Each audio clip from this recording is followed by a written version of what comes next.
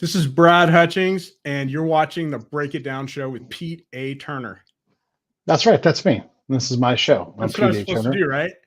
Well, I mean, I was just to point at you. I'm the cue, not the damn robot, not the robot. This is the cue. I hear it. Ding, ding, ding, ding, ding, ding. It's all right. That's terrific. So last night when you wrote I didn't even start the show yet. I'm the host. I'm the host. Sorry. You let me host it. It's my friend Brad, everybody. Brad Hutchings. He's super smart, and he does computer stuff for a living, and he's also my friend. But sometimes I get to do I want to do on my show, and I want to have my friend Brad on the show because he does incredible things. He supported me for a long time. Well, I'm always saying, hey, like, support the people around you who are doing incredible things. And Brad does this all the time. He subscribes to the show for no good reason other than he wants me to do well. And so he's done that. He has supported me. He answers my questions. He talks to me when I'm on the road and entertains me, keeps me awake when I'm driving home late at night, any number of things. He bought a CRE guitar, and because he knows that supports what I do and he loves the guitar. So on and on and on, Brad has supported me in my ventures and helps keep the Break It Down show on the road and alive and everything. And when he said to me, hey, I'd love to have you support what I'm doing now that I'm stepping out on my own, I said, yes, of course.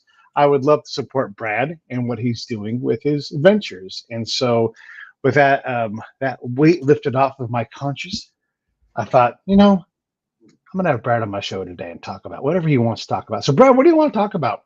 So, Pete, the first thing is when you wrote up the paragraph last night, and I wrote the first 3 paragraphs, but you wrote the last paragraph.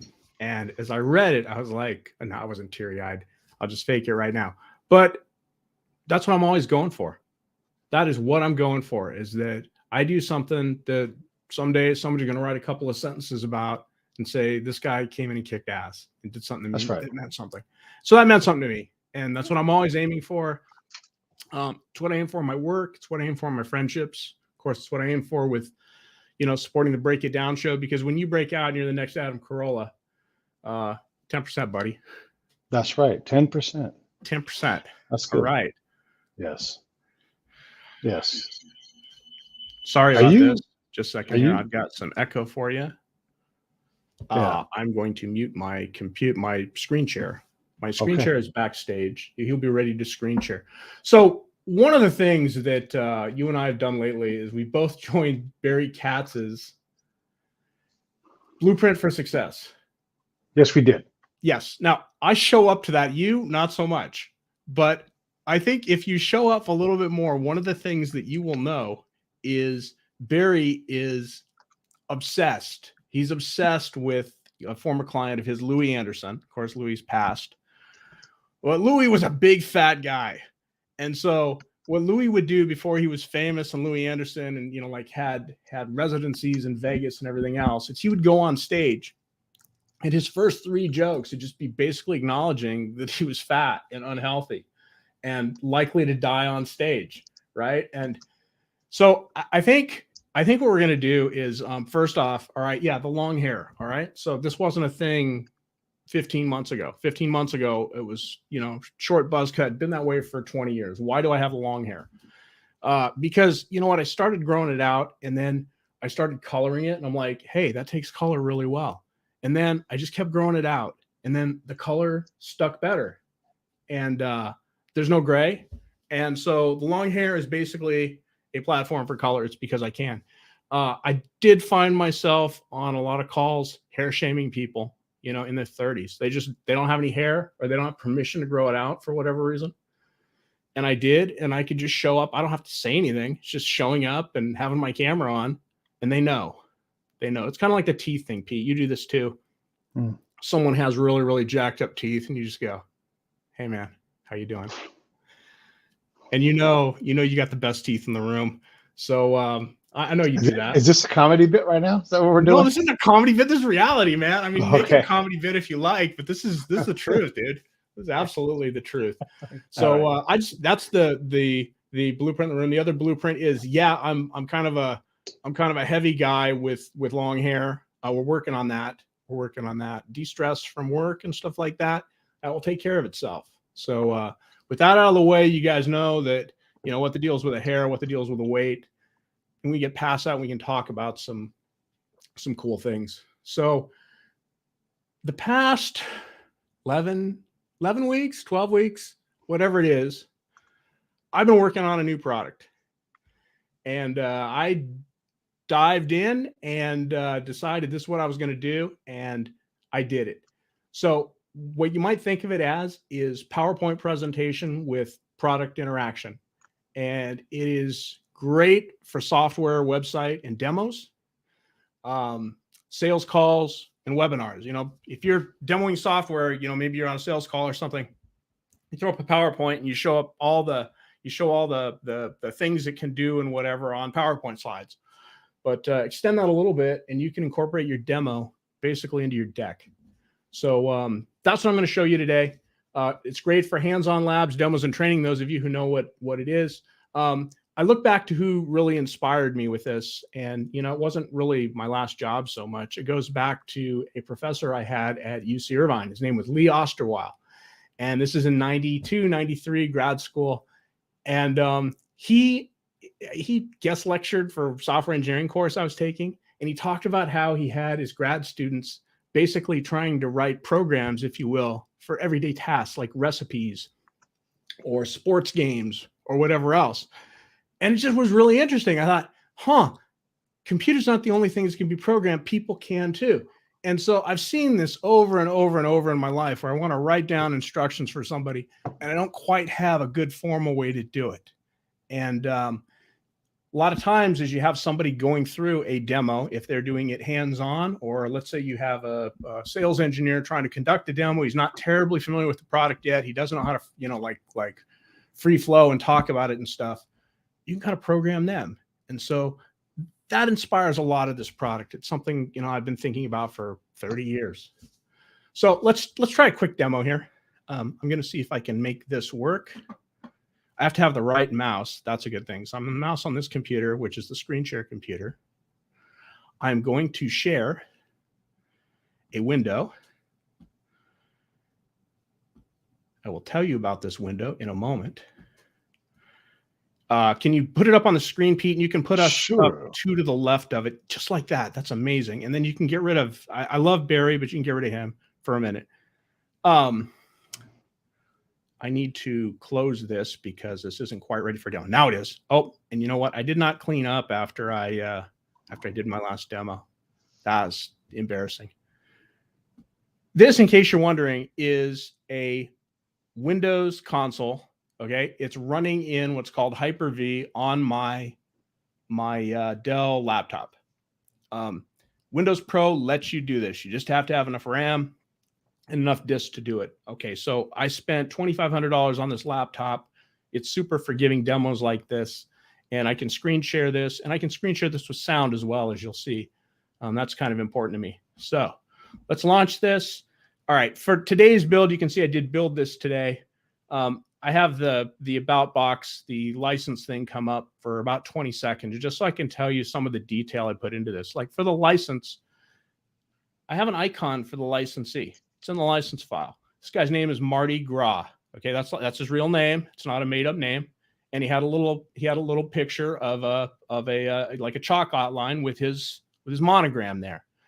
And just kind of details like that and little artsy things and trying to make the whole process fun. I try to bring that into the software too. You know, presenting demos is serious work, serious money, serious stakes. You know, let's make it kind of beautiful and enjoyable.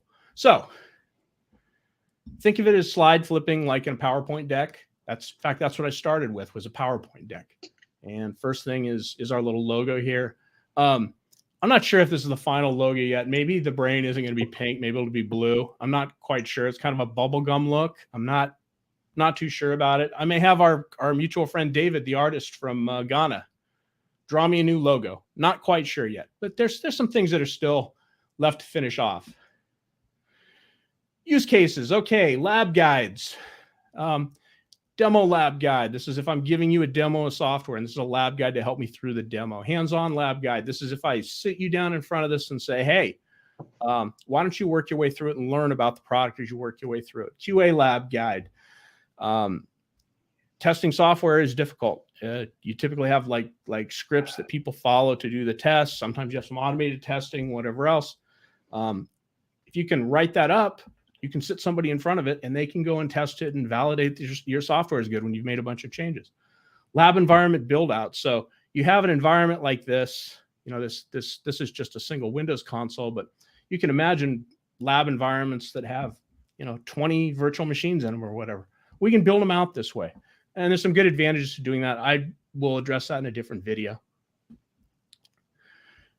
Conscience guide is inside. So common way of doing these lab guides is they're actually outside of the console. I decided to put it inside because it rhymes. No, actually, because it's a better place for it. One thing is the user interface is right there. The other thing is that all the files that you need for this are on the main drive of the Windows console. Let's go look at those. So first thing it's going to do is going to have me click a button to open this folder. This is where all the files for this guide that I'm showing you right now are. Then I want to double click the main directory to descend into it. So I'll double click that and I'll click I did it. Now this is that thing about automating the computer and automating the person who's doing the driving. You know, I can mix and match both. Double click section.yaml. That's this. So this is the code that makes this guide work. We'll talk about it a little bit. I'm not going to get you too deep in it. The format is YAML, yet another markup language. Anybody who's done software configuration is familiar with this. I could teach you to write these, Pete, in, I don't know, half a day. You could be writing these in correct YAML. It's not difficult. No thanks. No thanks. I know. Tools are actually great. We're using Visual Studio Code. It's a common tool that, you know, programmers know how to use and lots of people know how to use. We're not stuck in a kind of a featureless website editor trying to edit this stuff. The pages for this, they're in what are called YAML documents. So you can have multiple YAML documents in one file. They start with dash, dash, dash, and with dot, dot, dot. Let's go look at the file here and see, oh yeah, here's the first page. Here's the second page. Here's the third page. Look at that. I'll click the IC button to keep track that I noticed that. We'll go on to the next page. All the pages have a simple formula. So one of the problems with writing lab guides, let's call it the old way or the common way, is you start with a blank sheet of paper and then you're like, okay, what are we going to do here? Well, a few years ago, after writing several really good lab guides, I actually came up with a formula for doing this from scratch.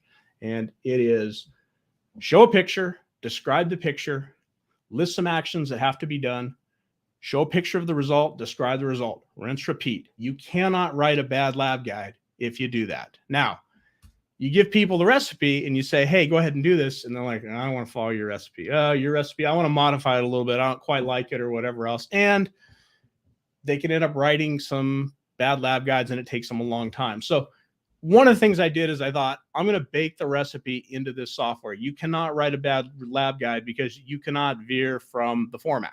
If you do the format, it's very easy to write. Somebody going through it knows exactly what to expect at each step.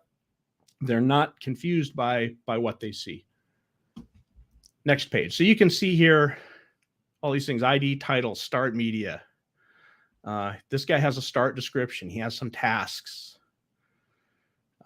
We scroll down, blah, blah, blah, blah, blah. This is actually the one we're on right here. So I'm going to minimize Visual Studio Code when I'm done. Oh, I noticed that each of the documents follow the general form. Yes. And I will minimize Visual Studio Code and click I did it. Okay. Next thing is multimedia. We want some multimedia.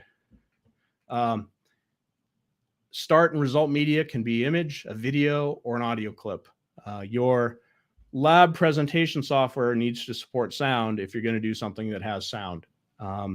If I'm presenting to you like this guy supports sound, so it works pretty good. Let me go to the next page here.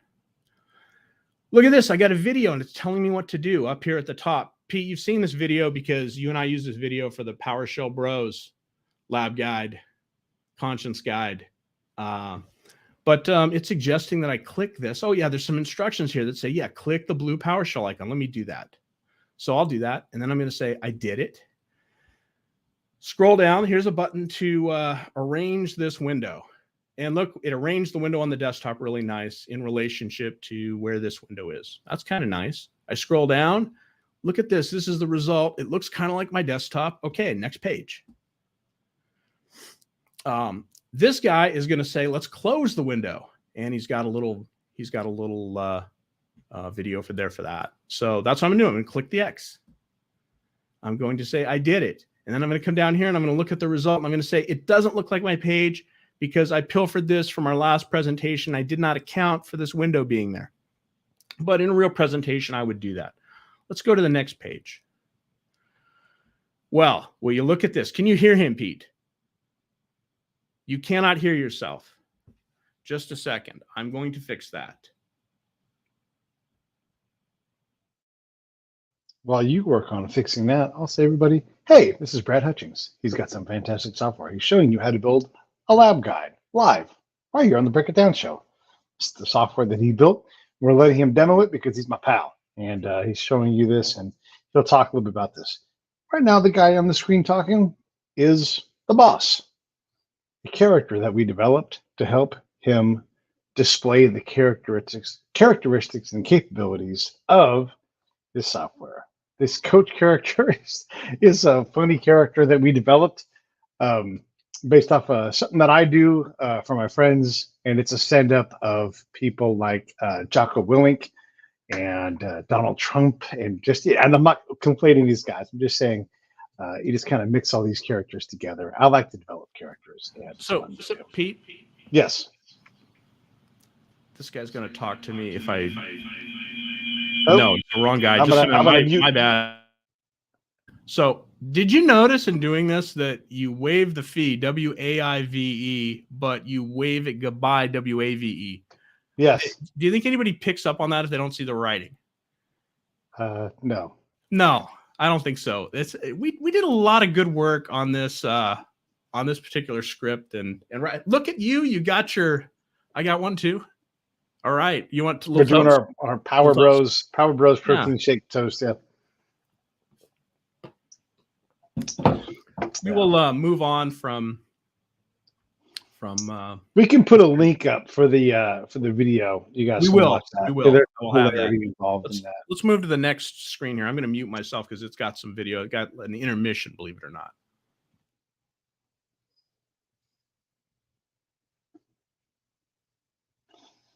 All right. So Brad is working on setting things up. He is making the intermission happen. He is clicking the buttons. Anyhow, thanks everybody for watching and doing this with us live. Brad is deep into his presentation and showing us just how it works here with his conscience guide, brought to you by Brad Hutchings. And something to think about. Next week, I'll be doing the Ride for the Brave, the 4th annual. Holy cow, I can't believe I'm saying that. And we'll be driving all the way across the nation, raising funds for the prevention of veteran suicide. Yep, I'm trying to get that stuff to stop happening. So you guys can support us by going to savethebrave.org. Click on that. How are you doing down there, Brad? He is working on things right now. Okay. We'll let him work on things. He's trying to make. Actually, I'm good now. I just didn't want to get the feedback there. You can hear me, right? Yeah, I can hear you. Yeah. So I actually had an intermission in my presentation, and this is the advantage of being an original musician. In addition to a software developer now, is I can write my own intermission songs and not have to license them. Okay, so, good. That's a good skill to take up. Pete, you've written a few songs. Yes. I mean, and look, basically, this is the only way I was going to get this song on the Break It Down show, because you're never going to have an album fight between me and Uncommonwealth. That wasn't ever going to happen. Am I right? That's right. Okay. You can have audio in these things. That's the point here. Okay, good. Next thing. I told you this could be interactive. I've shown you a few examples of it. Let's show you PowerShell. PowerShell is a way to write scripts that do things in the Windows desktop. Let me create a shortcut. Boom. I created a shortcut on the desktop. Let's open it up. Oh, that window looks kind of familiar. All right, I'm going to close that. We'll go to the next step. I can do auto-it scripts. Auto-it scripts do really awesome UI stuff on the Windows desktop. You can write these yourself. All right. So I opened one to write a new notepad. That's what I meant to say. And to position it nicely on the screen for me. Let me show you another little thing here. If you didn't like the conscience guide over here, I've got this little anchor button, and you can move him around the screen. And guess what happens when I move him around the screen? I click open notepad. It knows where he is, and it moves that notepad to the right place. So that's a neat little demo feature. Next page. You can have it send keys, type for you. So I'm going to have it type a short poem for us.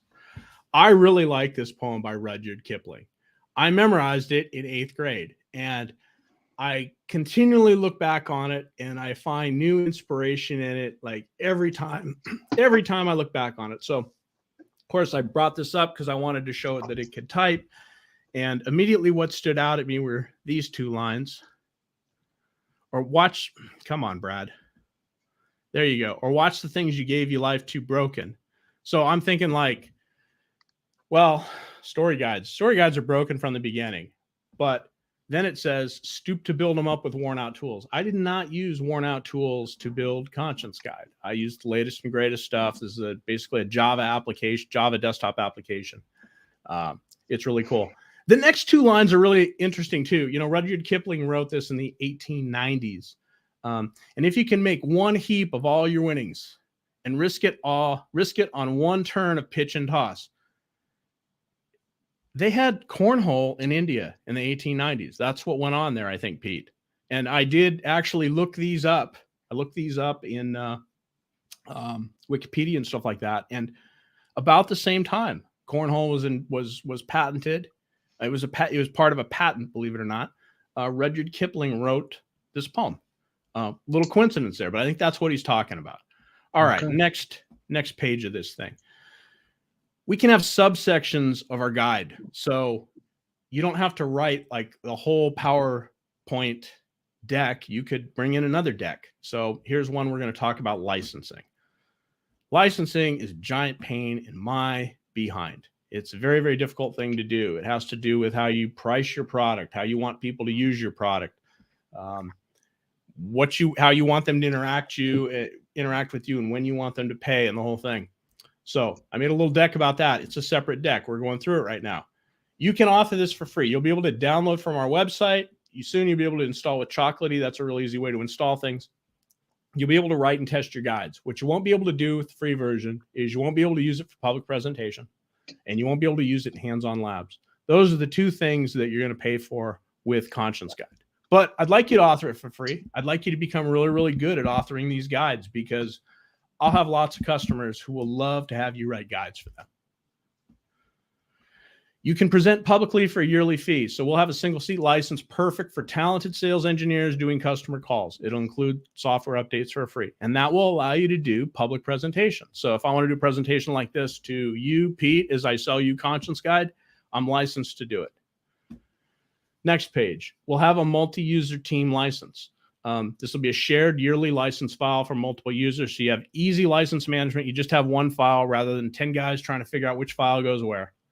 We'll give you a standard discount, so you're not paying the full price on the seats.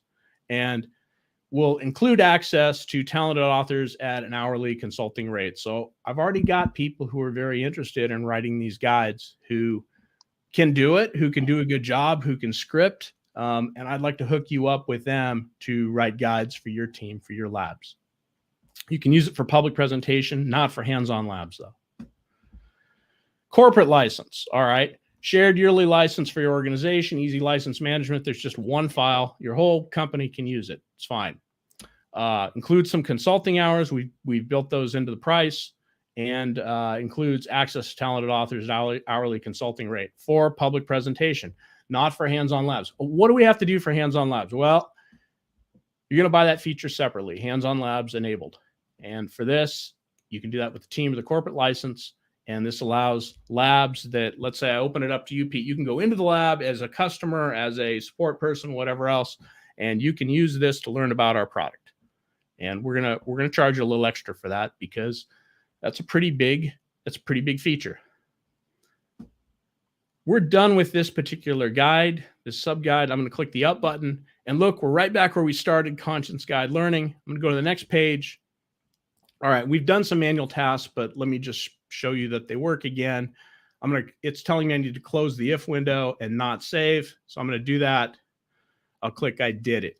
Tells me to close this main window here. I did it. And I'm going to go to the last page. And last page, Pete, is thank you. Thank you for indulging me in doing this. It took a little longer than I wanted, but we'll make it up. We'll make it up in volume. That's what we'll do. So next page. Yes. And I'm going to stop sharing, and you can take the screen share guy off of the screen. And now click I did it.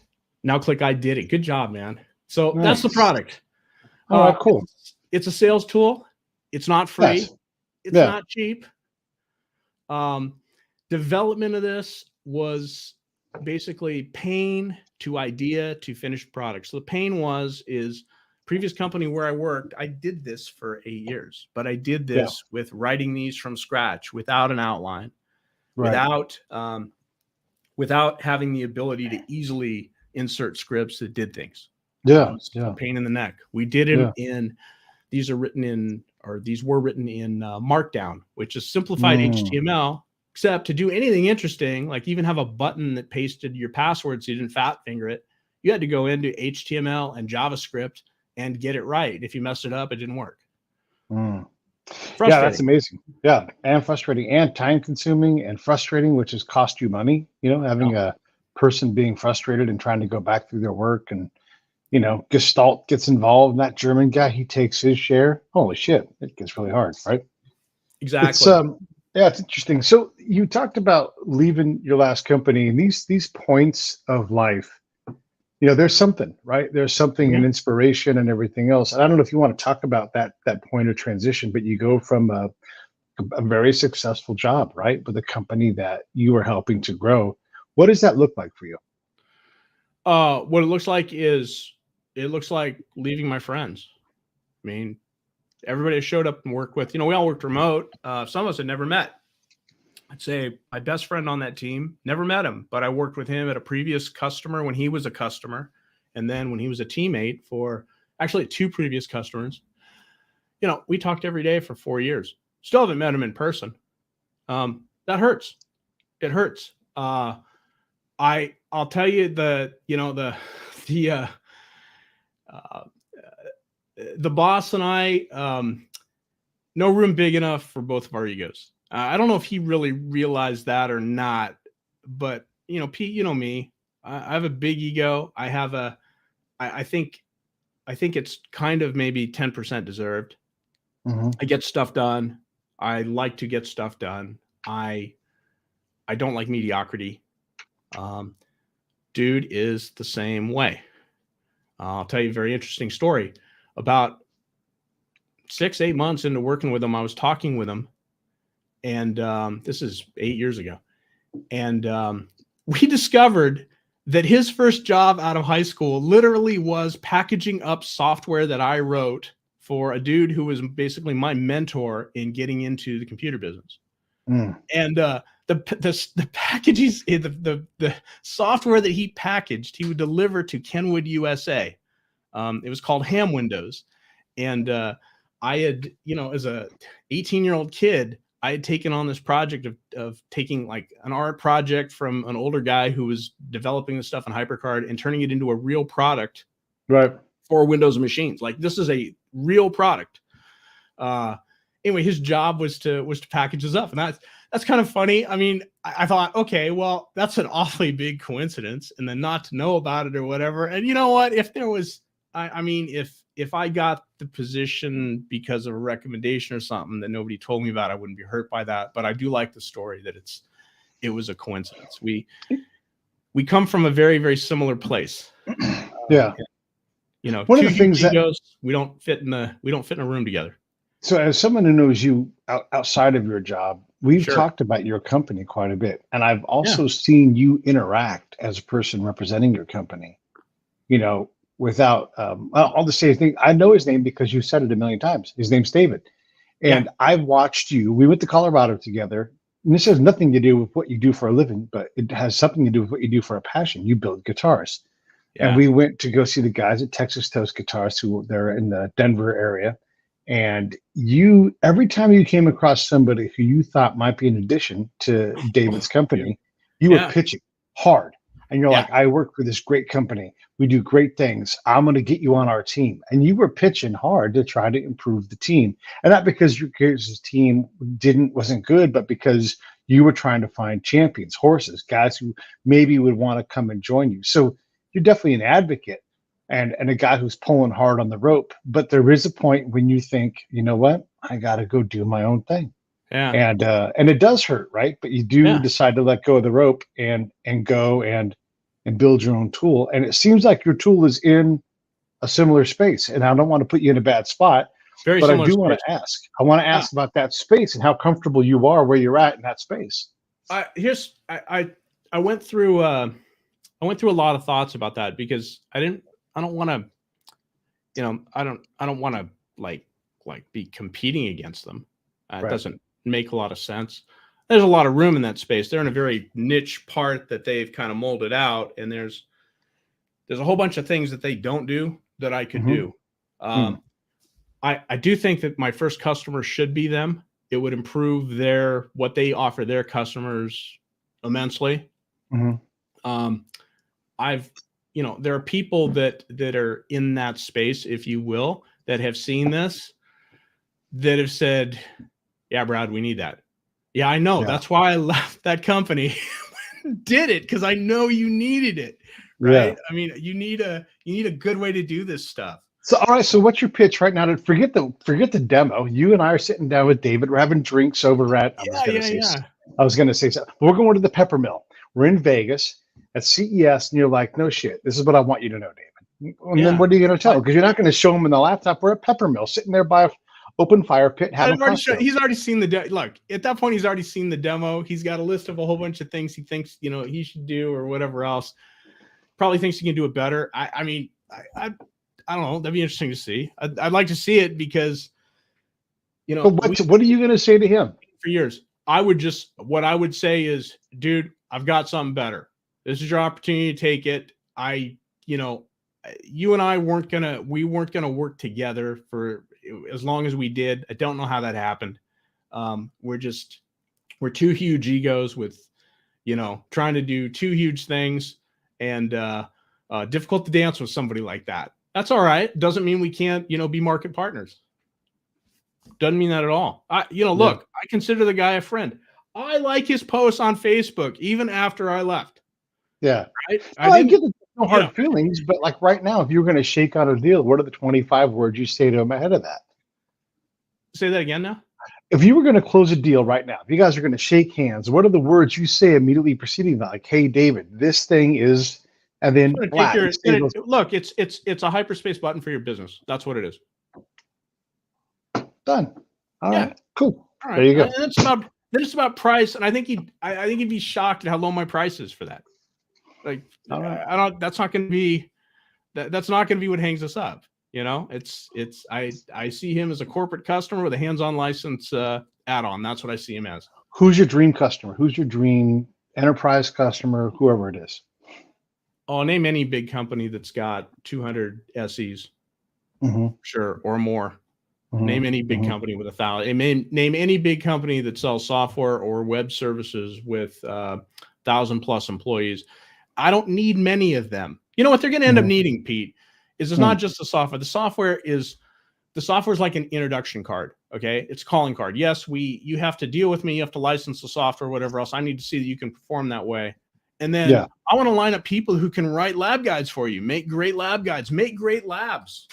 We can do labs that are outside of a portal situation. We can do labs that sit on people's laptops. I showed you one here that was on my laptop. Not everything has to be in the cloud. Right. Yeah. So there's lots of ways to skin those cats. It's funny. There's lots of ways to skin cats. One of the things I always say, and this doesn't always apply. I'm sorry, dude. That wasn't very. No, nice. I love cats, and sometimes you want to skin a cat. But one of the things that I often say, and it's funny because the guest before 3 shows today, ridiculous. The guest before you, was a retired Army guy who's like, my life was crazy and insane, and so I wrote a book, and that's true. And then the guy after you, I'm doing at 5 o'clock. We're going to talk about hopefully concluding the Russian-Ukrainian war and what reconstruction looks like, among other things. And when you look at like reconstruction of Ukraine, oh, and by the way, Russia, there's 100 ways to skin the cat. You can pick whichever one you want. It's also one of the ways to absolutely fuck it up. Like it's the same. They're the same ways. And it's funny because if you look at all of those ways and you look back, like, how did we do Afghanistan? How did we do Iraq? How did we do South Korea? Like, oh man, you know what? This model is unreliable. Yeah. But it doesn't work that way with software, does it? Like, if you have a good way to build a guide, the only thing you can do is work within the nooks within your guide to improve the guide building model itself. I mean, that's one thing I've noticed about software is, like, you guys throw a web out and like that web now works. And now the space is in between these web nooks, and then you just tighten that up until it becomes an even tighter thing. Like, there's no reason to rethrow that web. It's thrown and it works. Well, hopefully you do that. I mean, there's going to be a lot of people throwing webs and a lot of people throwing webs at the wrong things with the wrong holes in between them and stuff like that. I think what happened with this, and I didn't realize it early on. I didn't realize it when I started, but I did know something had to be like way better. And I just thought, all right, what's really broken? I'm just going to turn that upside down and roll with that for a bit and see where I am. Right. What happened with this, say 2 weeks ago when we did the PowerShell Bros conscience guide. Yeah. You know, I mean, it did what it needed to do. Is that, you know, LinkedIn got me a few messages like, Brad, you're hilarious, but I can't wait to see what this is. Right. Yeah. Which is good. That's all I wanted. I just wanted, you know, just progress report along the way. Right.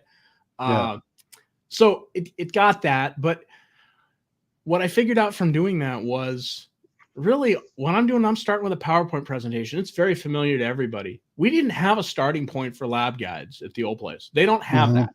You know, it's like, well, have you seen one that you like? Well, why don't you do that? Well, there's Brad's formula. If you follow that to the letter, you can't screw it up. Well, nobody can follow it to the letter. Your mind wanders, and you know, you have the free space to write what you want, and so you dump it all out. You know, Pete. One of the crazy things, the lab guides, you know, that are typical with this, they sit to the side of the console, and it's like a little column, right?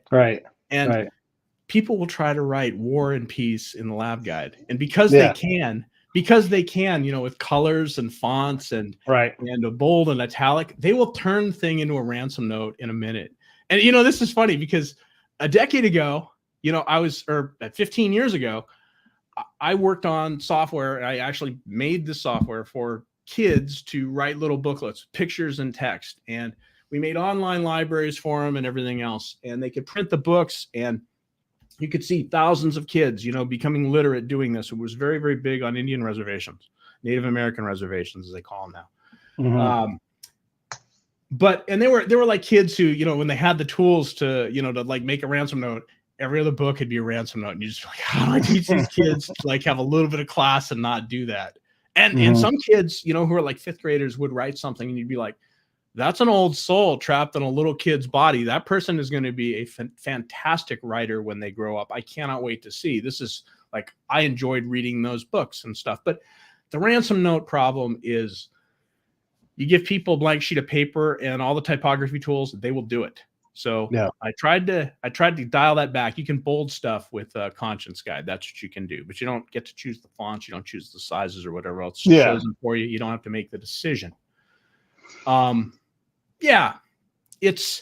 want to make it so you're not stuck with indecision. Take the indecision out, bake the formula in. That's what I did here. Oh, by the way, what was my point? My point was about how I flipped everything upside down. And then I discovered when we did the PowerShell Bros thing that basically go make a PowerPoint deck.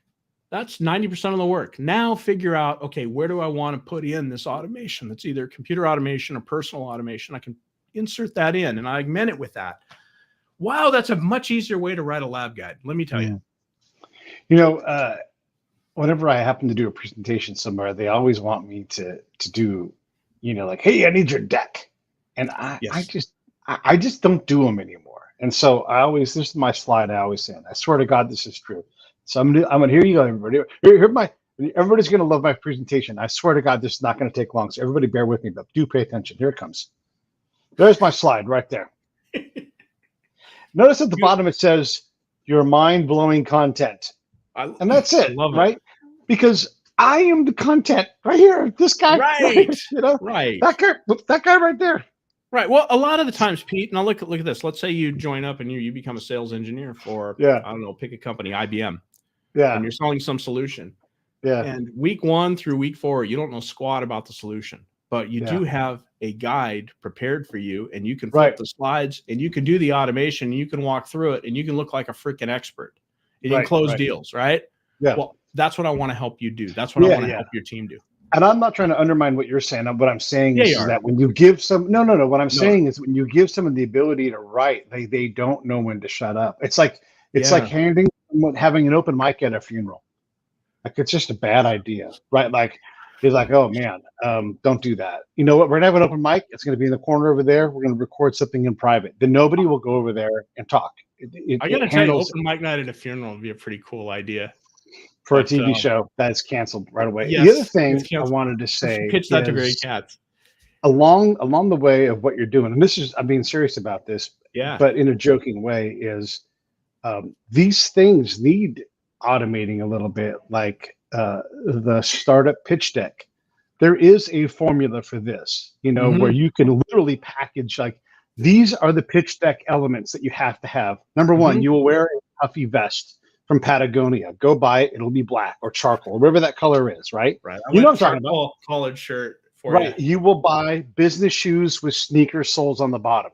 Yes. You will weigh no more than 152 pounds. You will have glasses from, Waverly Parker, whatever that company's called. You will fit this mold. And when you stand in front of the person you're presenting, and then you will have this many slides, they will look like this. We all know what this looks like. And Brad's company has built this slide deck for you. Slide number 1, please provide a picture of your dog, your office dog, and act like you're clever because you've got an office dog. This is our office dog, Chet. We will have a ping pong table. No one's ever thought of this before. Instead of having a ping pong table at work, you're right. Name your conference room something clever from the area, not just conference room 1. Like, oh yeah, go to Redwood. Where the fuck is Redwood? I don't know where that is. Do you know what my conference room name was at the old company? I hear through the grapevine they have since torn it down in spite, and I hurt for that. But its name was Yogurt. Okay. Yeah. Anyhow, these things are formulaic, right? Yes. And I'm mocking it, but there is a pattern. Even to complex things, there's a pattern, right? And things that people won't see. Like when I was in the Army, and you had to make your slides, and they had to communicate clearly in a short amount of time. The one thing you didn't want to do was miscommunicate. You didn't you learned the boss does not want to see blue ink on your slide, and so you just remove the color blue completely. If they wanted to have a quad slide, you know what you made? You made a quad slide. Even if it doesn't make sense for what you're doing, you gave them what they wanted. And so what you're saying is follow that formula, ding, ding, ding, ding, ding, that algorithm, if you will, and you will have a good explaining guide. That's great. And I have a tool that helps you do it. Yeah, that's cool. That's the tool enforces the rule. So I think that's pretty valuable there. Hey, I don't want to dwell on the old job, but you and I had lots of conversations this year, like lots of them, like, okay, I can't believe we're doing this. And you'd be like, yeah, that's pretty effed up. And I'm all, okay.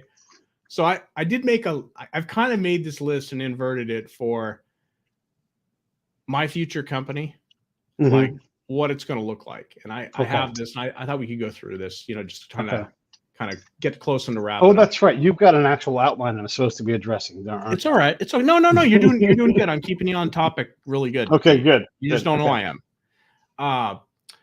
Small innovative IT business. Here's the motto is protect your team from horse shit. Okay. Completely protect it from horse shit. So offices are horse shit. They're horseshit. Now, when you get to be 20, 30 employees, it's unavoidable. You probably do have to have an office. People have to go into an office. That's the kind of people you're gonna attract. hurting remote workers is worse than hurting cats. Everybody knows this, right? But when you're in that innovative stage where you're just absolutely kicking ass and making your first sales and everything else, offices are horseshit. They're expensive. They get in the way. They waste your time. Not working remotely is horseshit. And I see this. I see this with a lot of people I know. I have a friend who works at a bank. She literally has to go into work 3 days a week to work remotely with other workers who have to go in 3 days a week in Raleigh, in Austin, in not Boise. Boise's Idaho. What's Iowa? Des Moines, right? Yeah. I get those confused. Yeah. She literally has to go into work 3 days a week to work remotely with people who have to go into work 3 days a week to work remotely with her. That's messed up. I don't care what size business you are. That's messed up. It's hard to, I want to say this, because when you look, I don't know everybody's business. I don't know. There's no one size fits all solution, but it's hard to clarify between punishing someone to have to come in, because you're using their working capital to put them in a car and push them through a commute and then make them return. That's creative capital. I have to straighten my hair just to be on a call with you, Pete. Yeah. I mean, imagine going in an office with you. They have kids, they have lives, they have things. You're taking them away from that freedom to say, I'm going to go do this and squish this into my day. Look, it doesn't work for every business, but if you have people that primarily work with their brains and their computers and their phones, like you said, offices are bullshit. Do creative people sometimes need to be together in the room and do the magic spark? Like you and I often talk about things, and we should get together to do that together so we can vibe. We do. I'm not talking about vibing. I'm talking about punishing people by saying you have to come in. Right. You have to come in because we have to pay for this office space. I agree with you. And there's another thing that you did, and I want to push the outline forward because it's important. We fall in love with military tactics as training. And again, I'm going to bring up. I want to say this one. We'll save this for the last. Save this for last. Pete. Okay. All right. Save it for last. All right. Being chained to a desk at home is horseshit. Okay. Now, that's real easy to do if you have meetings scheduled all day and people expect to be able to find you for questions and whatever else. When you work at home, your 8 hours you work during the day, it's your other 16 hours are sacrosanct, but those 8 hours are not contiguous either. Like for real, they're not. And so everybody that ends up doing this and ends up on that kind of schedule where they feel chained to their desk, is doing crap like having, their wife monitor things while they go out and mow the lawn because they have to mow the lawn. Now they'll make up the time later in the evening because they're good people. They do. And because they have to get stuff done in order to keep their job, right? You can't just coast along mowing your lawn, for months at a time. That's not going to work. Right. But ending up chaining people to a desk at home, horseshit. Not having regular in-person contact is horseshit. Absolute horseshit. Like, how is it that I have a very, very good friend who I worked with between 3 companies and I haven't met him yet? That's just that's not human. Okay. Just isn't. In the reign of Brad, in Brad company, that shit's not happening. Pete, you helped me move into my new place. You know the reason I got the new place. I mean, high up on the list was these people that I work with every day that I never get to meet. I hope they could just fly out for a week and hang out for a week. That's important, right? I mean, if you get to see people every 2 years because we've all decided to go to a trade show or something, it's 2 years too long. Hey, your horseshit list is horseshit. It's getting to be too long. You're at 10 minutes left, so you got to hurry up. We will get to the seals in just a second here. Stand-up meetings, horseshit. That's where everybody has to say what they're doing that day and that afternoon. Absolute horseshit, waste of time. Any 31-minute meeting, Pete, is horseshit. It's already a minute too long. You can't go longer than that. Now I make an exception for Break It Down show. This isn't a meeting. This is we're trying to inform the public. Okay. A 31-minute sales pitch is horseshit. You notice I only went 20 with that. I really wanted to go 10. 31-minute weekly customer meeting is horseshit. Your customers don't need to see you that much. You need to touch base and you need to get out. Get in, get out. Get recognized, get out. Business processes, horseshit. When you're a small company, you don't need business processes. Everybody knows what the hell they're doing. Just make sure the guy's doing what he's doing and you're good. Let him come up with a process. We're almost there. Pete, I know you're going to hate this. AI is horseshit right now. At least LLM, it's good for what it's good for. It's not going to write the next it's not going to write the next novel. It's not going to write the next, story. It's not going to write your next Medium publishing thing. It's not going to happen. It's a nice little novelty for what it is. It might help you with a starting point. That's about what it's for. Don't base your business around it. Okay. Navy SEALs model for business. Let's talk about that. Because at the beginning of the year, we were assigned a book about the Navy SEALs. Train like the Navy SEALs, be like the Navy SEALs. And I got the audiobook and I listened to it. I'm like, motherfucker. I called you up because you're a military guy, SEAL guys and whatever else. And I know, okay, this is bullshit. This is absolute bullshit. I know this is bullshit, but I'm going to get an informed opinion on how bullshitty it is. And Pete, I paid you cash money. You did. I did. I let you pay me. I think I even bought you breakfast, a good breakfast over it too, to talk about. You bought me the book, you paid me for my time, and then you took me out to breakfast so I could confirm what you were talking about. I didn't need to read the book, but I did read the book.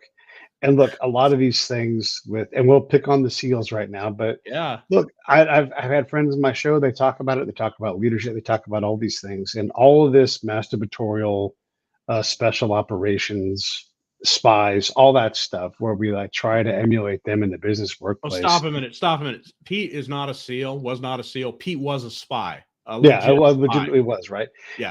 And you can apply principles of what we do, right? But you're not going to carry a log. You're not going to tell your guys to ingest steroids. You're not going to have them go off to schools all the time because, it just doesn't look.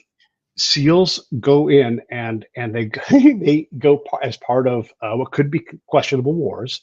Yeah. They smash people's doors down and they kill people for a living, and they are stoked when they get to do that. And sometimes they kill the wrong people. Sometimes they abuse people. These are warriors that tear people's heads off. This is their job, right? They are legitimately doing this. And so you want your people to emulate that. That is not what you want. They go into bars and they get into fights when they are young, when they are just hyper testosterone filled. If that is what you want your people to do, then yeah, great, go do that. But that just to think that this is what you're supposed to do. All of you guys, putting camo on and sitting there and putting a dip in and working 29 hours in a day. Come on, stop. You're being ridiculous. Pete, I think you told me, Brad, you are an interesting person. You are a motivated person. You put your mind to something and it happens and whatever else. You're not a fucking Navy SEAL. Yeah. I'm not a SEAL. Right. Exactly. Yeah. And I'm not denigrating SEAls. No, what I'm saying is these are different things, different animals. Exactly. Right? It's a whole different mode. They're not just you're not just operating at 20% and they're operating at 100%. You're operating at 90% and they're on this whole different scale. Yeah. And when it comes time for me to do my stuff, they step back and I do my stuff. And then they're like, Jesus Christ, I'm glad I don't have to do that shit. We have totally different worlds, right? And you guys do a totally different world. So sure, try harder and stay up late and all that stuff. But these guys also are breaking their brains and their bodies while they do it. These guys don't work for 50 years doing that. Right. Mike Day ate a bullet 6 months ago because he couldn't take life anymore, and he's younger than me.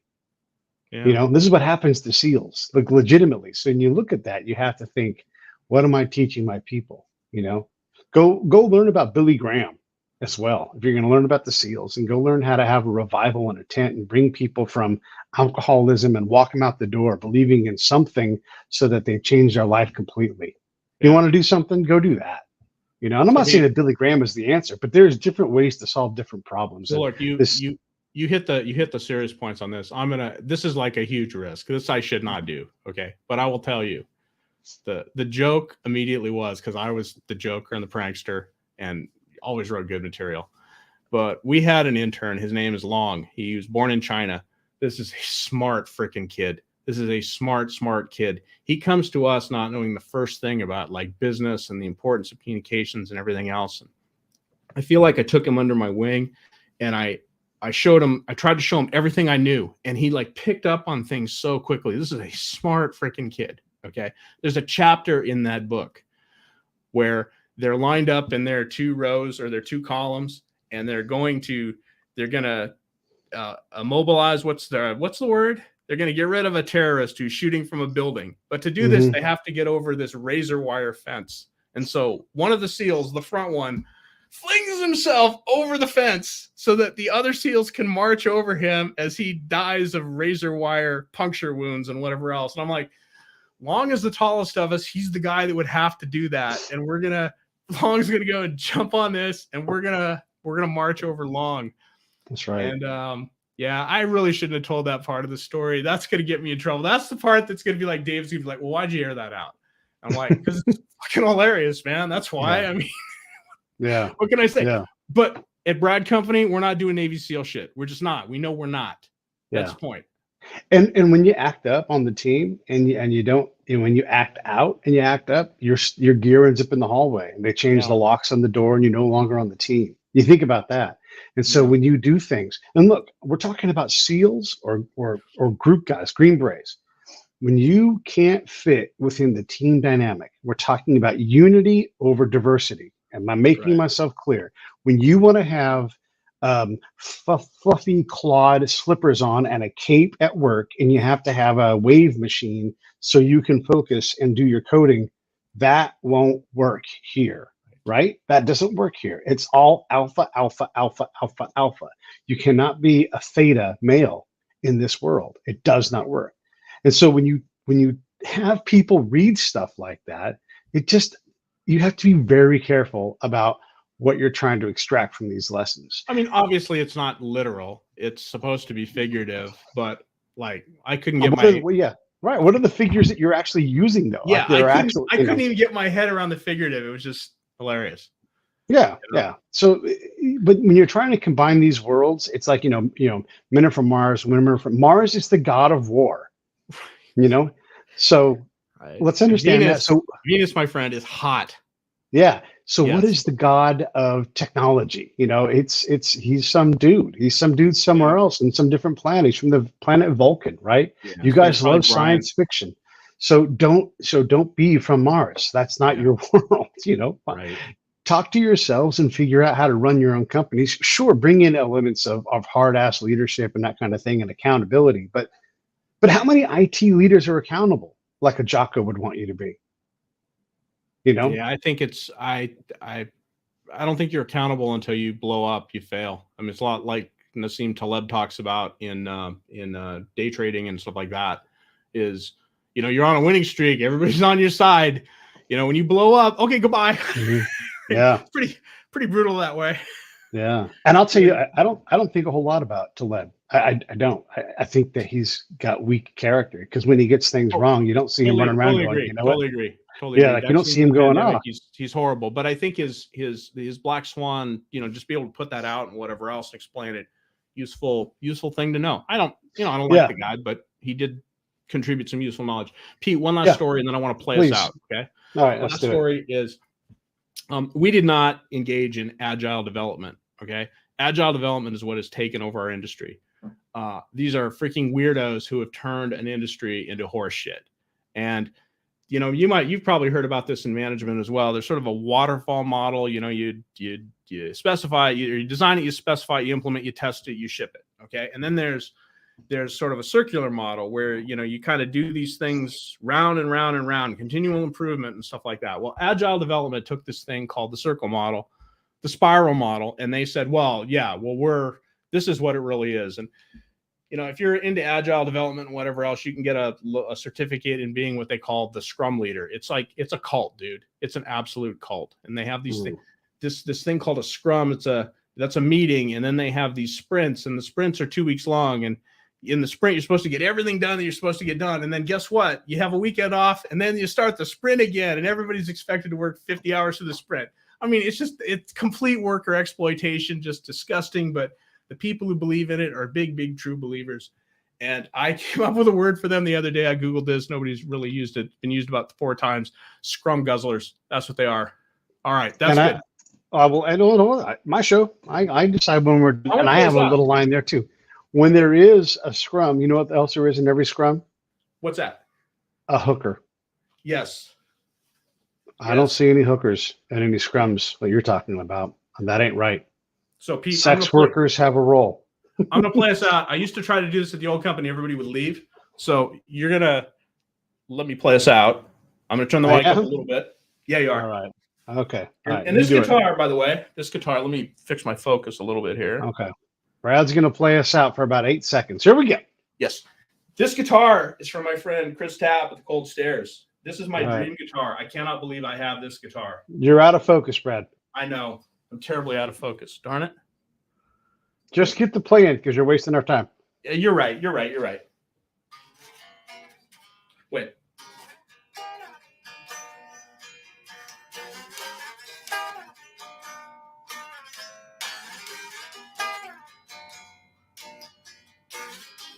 Thanks, everybody, for watching. Make sure you guys go check out Brad's stuff, The Conscience Guide.